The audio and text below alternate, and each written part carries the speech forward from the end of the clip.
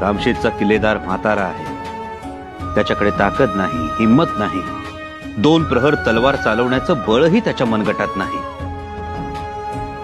पण कविराज हे सगळं जरी नसलं ना, तरी त्याच्याकडे एक गोष्ट आहे, अपार निष्ठा, स्वराज्य निष्ठा.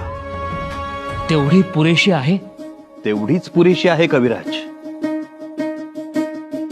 मला मान्य आहे आपला रामशेठचा किल्लेदार एक साधा भोळा शेतकरी आहे, त्याचं मूळ शेतात आणि कुळ पंढरपुरात आहे. पण एक आहे कविराज, आपला किल्लेदार जरी वयस्कर असला ना, तरी तो बाभळीच्या गाठीसारखा टणक आहे, खैराच्या खोडासारखा पिळदार आहे. मोठ्या मायेनं तो ओसाड रान नांगरतो, बरड रान फुलवतो, पण जर कोणी त्याची खोड काढली ना, तर त्याला रुमण्यानं झोडपतो सुद्धा. अन्यायाविरुद्ध जेव्हा तो तलवार हाती घेतो, तेव्हा ती नांगरासारखी चालवतो आणि माणसातली ढेकळं बाहेर काढतो. उभ्या पिकावर आलेल्या पाखरांच्या थव्याला गोफणीत भरून मऊ ढेकूळ मारल, उगाच भ्या दाखवण्यापुरता.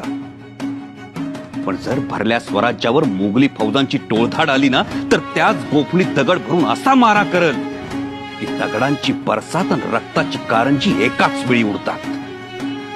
आणि त्यावेळी तो ऊन वारा पाऊस पाणी